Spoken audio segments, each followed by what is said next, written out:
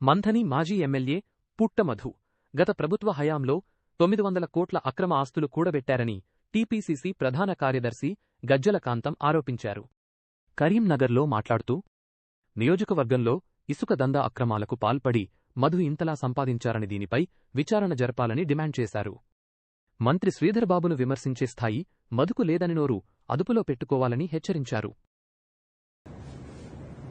ఇయలో మంత్రి మధు నీతులు మాట్లాడుతున్నాడు. పుట్ట మధు నీతులు మాట్లాడుతున్నాడు. మాట్లాడే ముందు సంస్కరణ ఒక పద్ధతి ఉండాలి. అరే చూడు భయ్, రాష్ట్రం మొత్తము 10 ఏళ్లలో మీరు దోషేశారు. మీ ఆస్తి ఎంత? నేను పుట్టమందిని అడుగుతున్నా. నువ్వు ఒక్క ఎమ్మెల్యేగా, జడిపి చైర్మన్ గా, అంతకుముందు నీ ఆస్తి ఎంత, తర్వాత నీ ఆస్తులు ఎంత? ఒక పని చేద్దాం. ఇప్పుడు నువ్వు ఐటీ శాఖ మంత్రి శ్రీధర్బాబు గారిని మాట్లాడావు.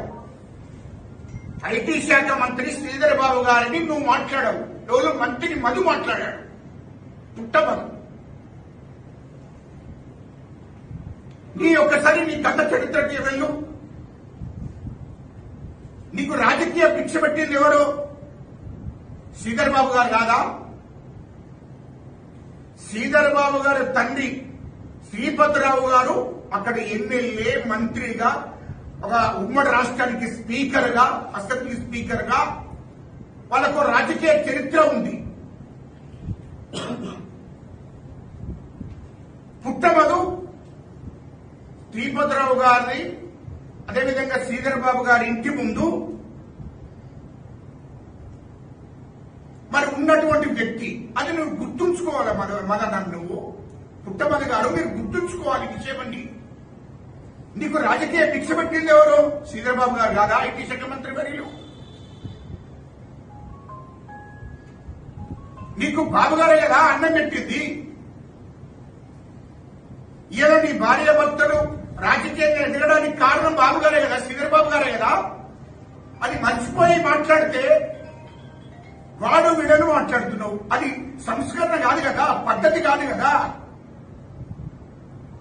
నువ్వు మాట్లాడే మాటలేంటి? బాగుండదు. మొత్తం నీ చరిత్ర ఇప్పితే నీకు నువ్వే ఆత్మహత్య చేసుకోవాల్సి వస్తుంది. ఎవరు చేసుడు కాదు, నీకు నువ్వే ఒక్కసారి వెనక్కి వెళ్ళి చూసుకోవాలి. రాజకీయాలు అనేది కొంచెం పూర్తిగా అవగాహనతో మాట్లాడాలి. మరి నీకు రాజకీయాలు తెలుసా తెలియదా? నేను